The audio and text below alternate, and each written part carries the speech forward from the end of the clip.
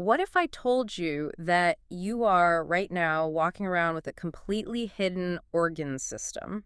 Like one you didn't even know was there. Exactly. One that actively dictates your hunger, manufactures its own water supply out of thin air, and holds enough raw stored energy to keep you alive for a month without a single bite of food. Which is pretty mind-blowing when you really stop and think about it. Right, because usually when we talk about human health, we look at the body as this, beautiful, optimized machine. Yeah, We absolutely. celebrate the heart, we marvel at the brain, we totally respect the muscles.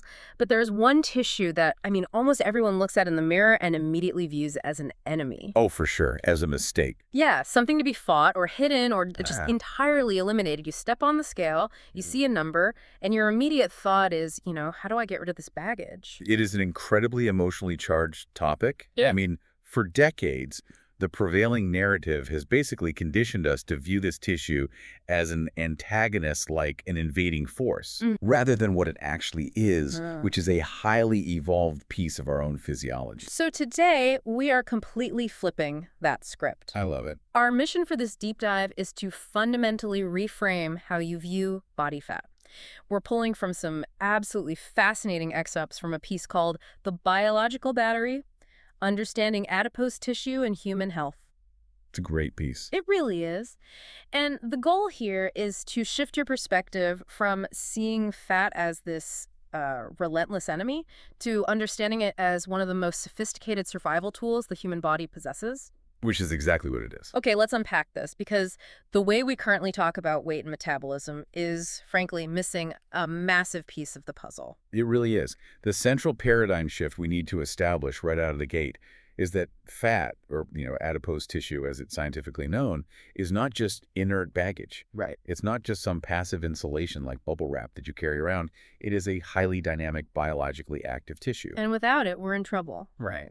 Oh, completely. Without it, the human machine simply stops working. And to really understand how it keeps us alive, we have to look at what it actually is on a cellular level.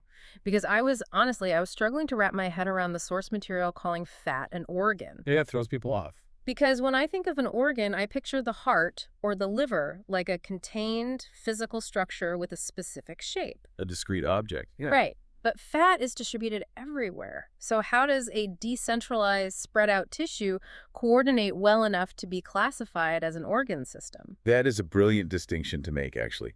We're kind of trained to think of organs as localized machines, but an organ is really just a collection of tissues joined together to serve a common function. Oh, okay.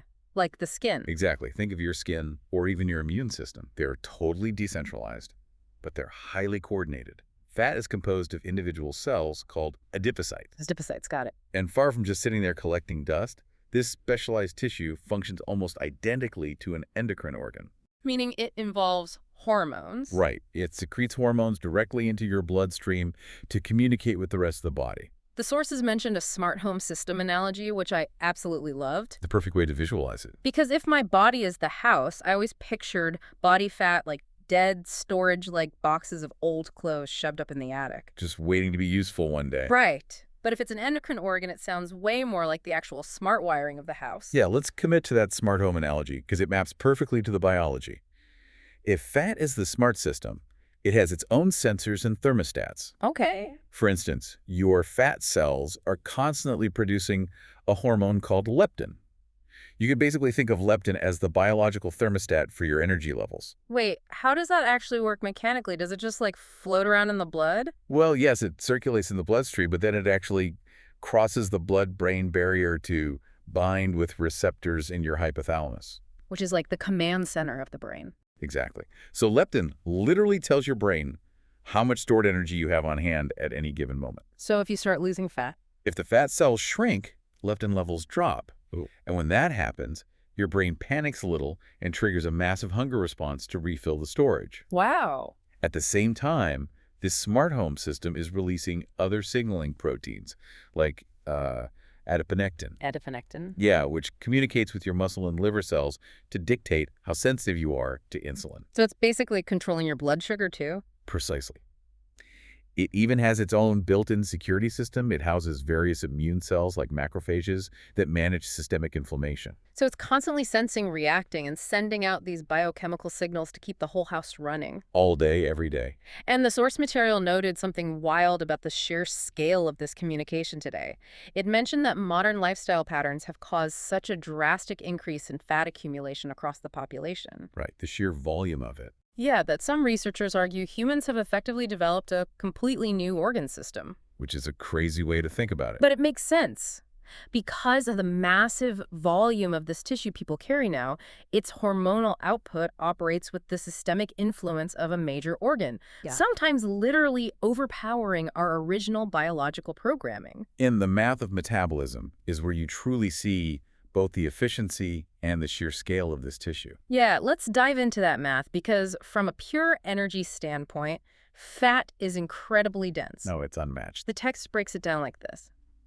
1 single gram of fat holds 9 calories of energy. Which is more than double what you get from carbs or protein. Exactly. So that means just 1 pound of body fat contains roughly 3,500 calories. 3,500. The source refers to it as a biological battery. And to really grasp the capacity of that battery, you have to compare it to what the human machine actually requires to run on a daily basis. All right, let's look at the daily burn.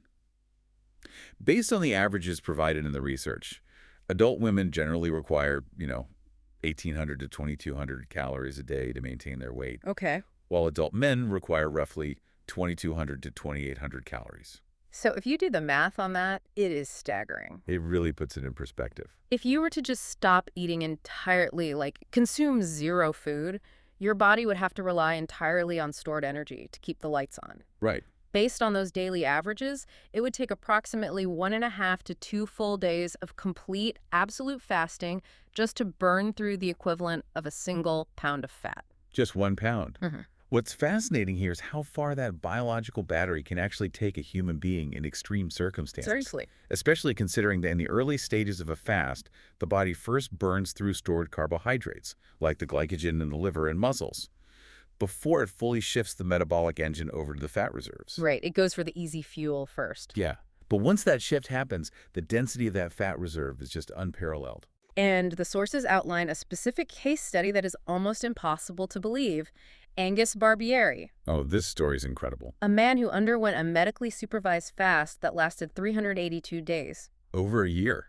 Over a year with literally no food, his body relied almost exclusively on his massive reserves of stored fat for energy. Just running on the battery. But I want to understand the physiological mechanism here. I know it's a battery, but how does the body take a lipid molecule sitting on your waistline and turn it into the energy required to blink, to think, and to keep a heart beating for over a year? Okay, so it happens through a systemic process called lipolysis. Lipolysis. Yeah. A fat cell stores energy in the form of triglycerides. You can think of a triglyceride as a little chemical tree. It has a glycerol trunk and 3 fatty acid branches. Okay, trunk and 3 branches. Got it. When your body detects an energy deficit, it releases enzymes that basically chop those branches off the trunk. The free fatty acids and the glycerol are then just dumped straight into the bloodstream.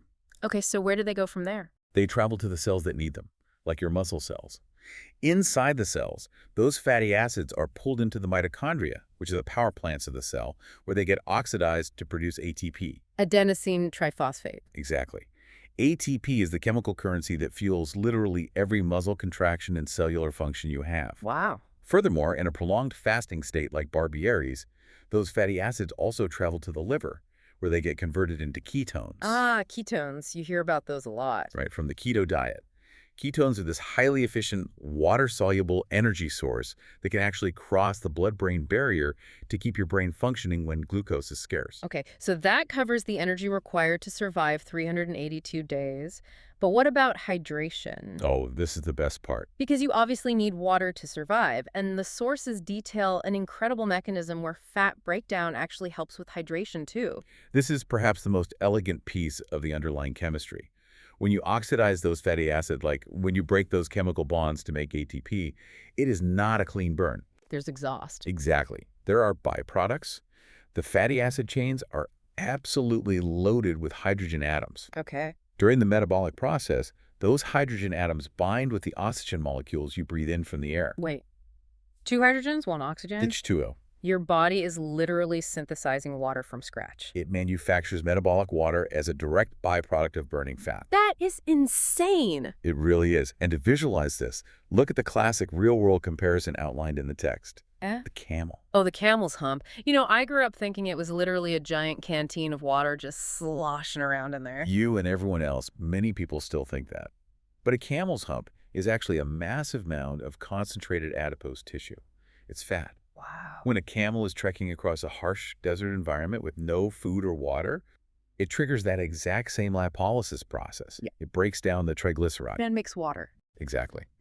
As it metabolizes that fat for the energy to keep walking, the chemical reaction yields a steady internal drip of metabolic water, which keeps the animal hydrated in the most hostile conditions on Earth. That is incredible. So Angus Barbieri's survival was heavily supported by that same endogenous water production. Yep, it played a massive role. Okay, well, if this tissue is such an evolutionary marvel like this sophisticated, water-producing, life-saving, smart system, I have to play devil's advocate here. Go for it. Why is it the villain in almost every medical checkup? I mean, if it's just a battery, why do doctors constantly warn us about the dangers of carrying too much of it? That is the million-dollar question. And the answer really comes down to biological geography. Geography. Yeah. With body fat, it is entirely about location, location, location. Okay, explain that. Not all adipose tissue behaves the same way. And where your body chooses to store that biological battery drastically changes how it interacts with your internal systems. So walk us through that map. Where are the different storage sites, and why does the address matter so much? Well, the sources outline 3 primary types of fat. First, we have visceral fat. Visceral. This is the fat stored deep inside the abdominal cavity. It's physically wrapping around your internal organs, like the liver, the pancreas, and the intestines. Gotcha. When this accumulates heavily, the medical community refers to it as android obesity, and it's much more commonly seen in men. And this is the dangerous one. Very dangerous. But why? If it's just energy storage, why does wrapping around the organs make it a threat? It has to do with its proximity to something called the portal vein. The portal vein. Yeah, the portal vein is a major blood vessel that carries blood straight from the gastrointestinal tract and spleen directly into the liver. Okay. Visceral fat sits right on this highway. Because visceral fat is highly metabolically active and easily breaks down, it constantly dumps a massive load of free fatty acids and inflammatory markers directly into the portal vein. So instead of circulating safely through the whole body first, it's just mainlining directly into the liver. Precisely. The liver gets completely overwhelmed by it. And this is exactly where the sources draw that really tight connection to cholesterol. Ah, okay. When the liver is bombarded with this constant influx of free fatty acids from the visceral fat, it responds by basically ramping up its production of cholesterol and triglycerides. Pumping out the bad stuff. Yeah, pumping out high levels of LDL, the bad cholesterol. That excess LDL circulates systemically, aggressively driving the buildup of plaque in your arteries, skyrocketing the risk of heart disease, insulin resistance, and diabetes. That paints a very clear, very scary picture of why belly fat is such a critical medical marker. Now, contrast that with the second type, subcutaneous fat. Right, so subcutaneous literally means under the skin. Okay. This is the adipose tissue you can physically pinch. It most commonly accumulates around the hips, thighs, and buttocks. This pattern is known as gynecoid obesity and is way more prevalent in women.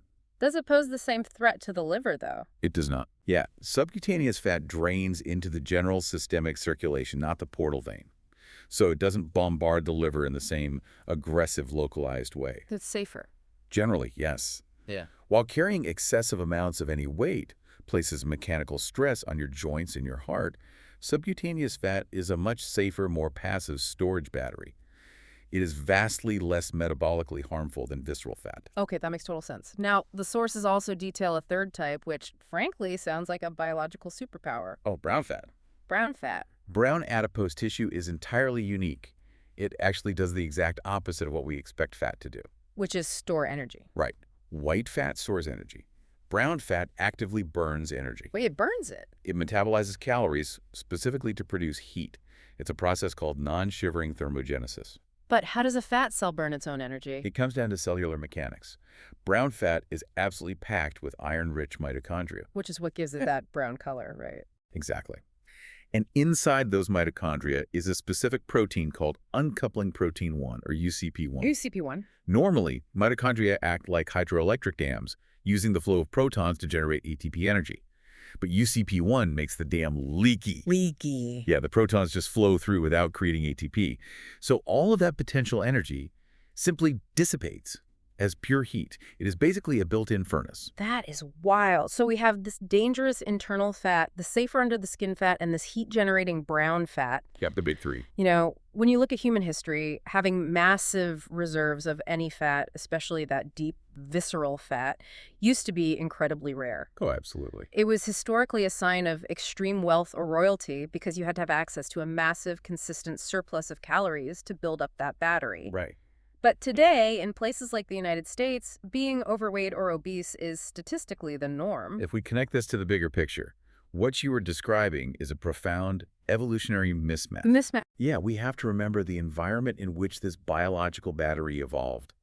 I mean, for hundreds of thousands of years, the human body was built for a world defined by unpredictable food scarcity. Right, the whole thrifty gene concept. If we stumbled across a massive source of calories on Monday, the body had to aggressively store every single extra calorie as fat because we didn't know if we were going to eat again until, like, Thursday. Exactly. The human body is masterfully engineered to hoard energy because starvation was the ultimate ever-present threat. But today, we live in a completely unprecedented environment of constant, hyper-palatable, high-calorie abundance. it's everywhere. The biological programming hasn't changed an inch, but the environment has completely inverted. So that ancient survival mechanism of eagerly storing excess energy is now violently malfunctioning. Because the famine it is constantly preparing for never actually arrives. And the consequences of that mismatch are severe. I mean, it's driving increased mortality rates and a massive spectrum of chronic diseases. But there was one detail in the text that absolutely stopped me in my tracks. Oh, I know which one you're talking about. It's reaching down to pediatric levels in ways we've never seen before. Children are now undergoing gallbladder surgeries. It's heartbreaking. Can you unpack the physiological cascade there? Like, how does a modern diet lead a kid to need their gallbladder removed? It is a devastating cascade, really. Yes. So the gallbladder's job is to store and concentrate bile, which helps you digest fats. Right. But as we discussed with the portal vein, when the body carries excess visceral fat, the liver becomes completely overwhelmed and pumps out massive amounts of excess cholesterol. Okay, and that excess cholesterol gets secreted into the bile. Exactly. It goes straight into the bile. The bile becomes, like, overly It saturated. becomes super saturated, turns sludgy, and on top of that, metabolic dysfunction often impairs the gallbladder's ability to contract and empty properly. So you have this thick, cholesterol-laden sludge just sitting stagnant in the gallbladder. Over time, that cholesterol crystallizes and forms solid stones. Gallstones. Right. Historically, gallstones were almost exclusively a condition of older adults who had decades of metabolic wear and tear. Because it takes a long time to build up. It's supposed to. Seeing unprecedented rates of cholecystectomies, gallbladder removals in pediatric populations is a blaring alarm. I mean, we're talking about 10 or 12-year-olds here. Yes. It shows just how rapidly our modern environment is overwhelming our evolutionary biology, even in bodies that are only a decade old. It is truly terrifying. And, you know, when people are faced with a health crisis like that, they naturally want a quick fix. Well, if they do. They want to zero in on the problem area and just eliminate it. Which brings us to a massively popular assumption that I see everywhere. Reductions. Spot reduction. If someone has that dangerous portal vein choking visceral belly fat, can they just get down on the floor, do 1,000 sit-ups every day, and selectively burn that specific fat off? This is perhaps the most pervasive myth in all of fitness. And based on the biology we just discussed, we can permanently debunk it right now. You absolutely cannot spot reduce fat. But why not? I mean, if I'm working the abdominal muscle, why doesn't the body just pull the energy from the fat cell sitting literally right on top of it? Because energy mobilization is a systemic endocrine response. It's not a localized muscular one. Systemic, meaning the whole body. Right. When you do those sit-ups, your body realizes it needs more ATP. So it releases hormones, like epinephrine and norepinephrine, into your central bloodstream. Okay. Those hormones circulate through your entire body, binding to receptors on fat cells everywhere, in your arms, your face, your legs, and your belly. They don't discriminate. Not at all. They signal all those cells to break down their triglycerides and release the fatty acids into the blood. The working abdominal muscle then just pulls what it needs from the global bloodstream. So the muscle is pulling from the whole pool, not just the fat next door. Exactly. Doing 1,000 crunches will beautifully strengthen the abdominal muscles, sure, but it cannot selectively instruct the body to pull triglycerides only from the adjacent fat pads. So there are literally no shortcuts and no spot reduction magic tricks. The actual scientifically backed solution to managing this biological battery requires addressing the whole system. The whole system. And the sources outline a very clear foundational approach to this. Let's hear it. First, consistent calorie balance to just stop overflowing the storage system. Good one. Second, a nutrient-dense diet. And this isn't just about cutting calories, by the way. It's about managing that endocrine communication we talked about earlier. Right, the smart home thermostat. Yes. Nutrient-dense foods create satiety, which keeps your leptin signals balanced, and they keep your blood sugar stable so your insulin pathways aren't constantly overwhelmed. You also need physical activity, which the text splits into two critical categories, right? Strength training is vital because it builds muscle mass, and muscle acts as a massive metabolic sink for glucose, basically burning energy just by existing. It's incredibly metabolically active. And cardiovascular exercise increases your overall mitochondrial density and your energy expenditure, which basically forces the body to regularly tap into those global fat reserves. But the text is explicit. Nutrition is the foundation. You simply cannot out-train a biological drive to store fat if the diet demands it. Navigating the realities of that physiology is exactly why foundational education is so critical. It really is. And the sources highlight platforms like Blue Pine Health, specifically mentioning their resource, obesity, the other silent killer. That's a fantastic resource. What really stands out there is the absolute focus on empowerment through understanding. I mean, they aren't pushing a quick fix tea or some localized fat-melting gadget that just completely ignores the biology of lipolysis. No, they don't do gimmicks. Right. They are actively bridging the knowledge gap by teaching people the actual underlying fundamentals of human physiology. Because when you understand how the machinery actually works, you can make deeply informed decisions instead of falling victim to whatever fitness misinformation is going viral this week. And that is the ultimate core of long-term health. Understanding the true systemic risks, but also understanding the beautiful mechanics of how to manage them. So here is the ultimate takeaway to bring this all together. Next time you look in the mirror, remember that tissue is not your enemy. It's keeping you alive. It is a vital, complex, and highly dynamic endocrine organ. It is a biological battery that communicates, regulates, and quite literally manufactures the water and energy to keep you alive when things get dire. Beautifully said. The goal isn't just blind weight loss. The goal is understanding your own physiology so you can make informed lifestyle choices that manage it effectively, keeping you healthy, energized, and totally out of the danger zone of modern chronic disease. It is entirely about respecting that ancient survival mechanism while intelligently adapting it to our modern world. But, looking at all this research, it leaves me with one incredibly provocative thought regarding the future. Oh, what's that? Well, we talked about brown fat, that highly specialized miraculous tissue with a leaky mitochondria that actively burns energy just to produce heat. Right, the built-in furnace. Currently, adults only retain tiny trace amounts of it. But imagine the medical frontier. Okay, I'm with you.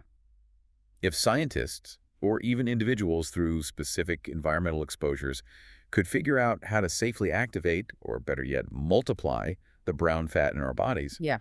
could we essentially hack our own physiology? Wait, really? Could we turn our evolutionary fat storage system into a constant built-in engine that passively burns off our excess modern calories for us? A built-in engine that burns the battery for you just to keep the house warm. Exactly. Now that is a paradigm shift. We'll leave you to ponder that one. Until next time, keep diving deep.